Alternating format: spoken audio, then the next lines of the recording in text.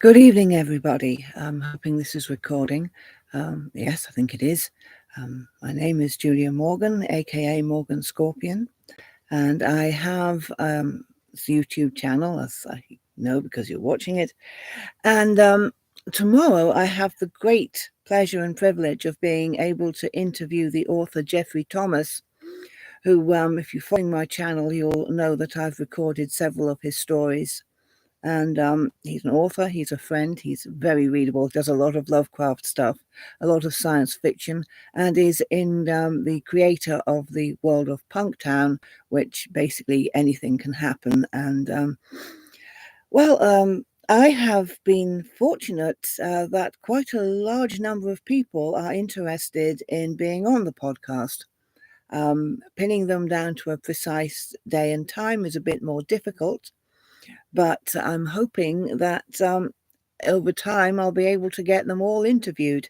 Um, I'm also pursuing a few other people, but they're not answering me. So you never know. I'll do what I can and get what I can. Now I'm going to read a poem by Clark Ashton Smith. Oh, sorry, it isn't by Clark Ashton Smith. Forgive me.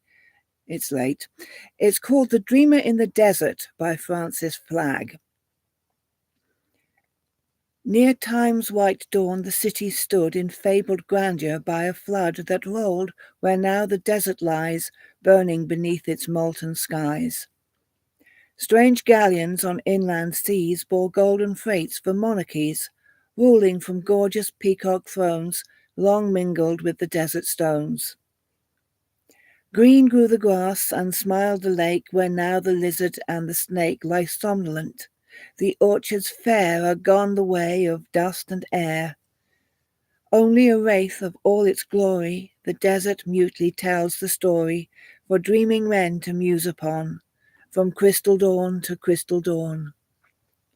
Yes, here it was that honour lay, and lads and lasses passed this way through smiling field and tangled wood in search of lovers' solitude.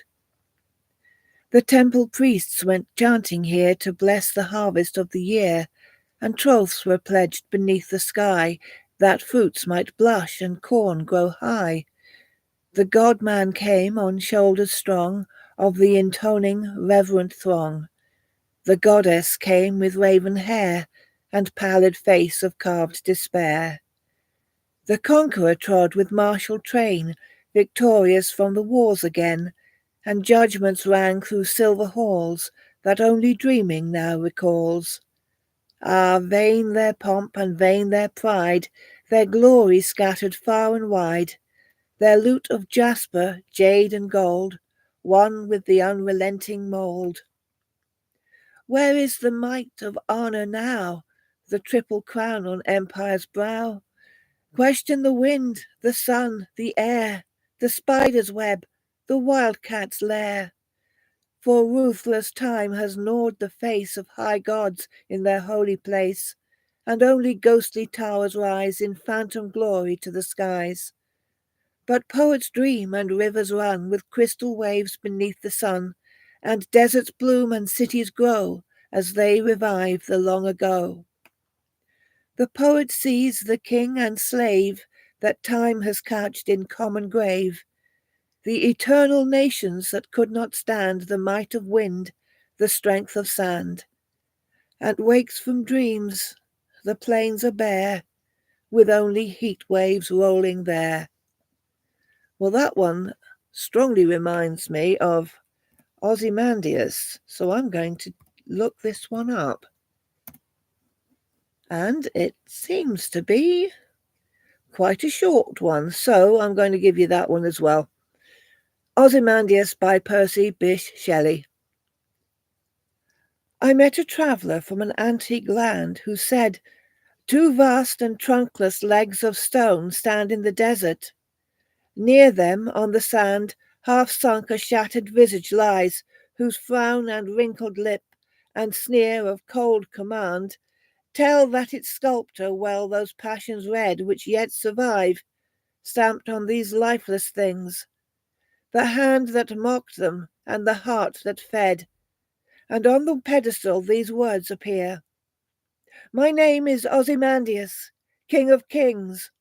Look on my works, ye mighty, and despair. Nothing beside remains. Round the decay of that colossal wreck, boundless and bare, the lone and level sands stretch far away. Yes, time is a monster that devours everything. And now I think I need to read some Laird Barron. Try the Croning, it's brilliant. Thank you everybody who's listening to this, and give a like if you can, subscribe if you feel like it, and thank you very much. Sleep well.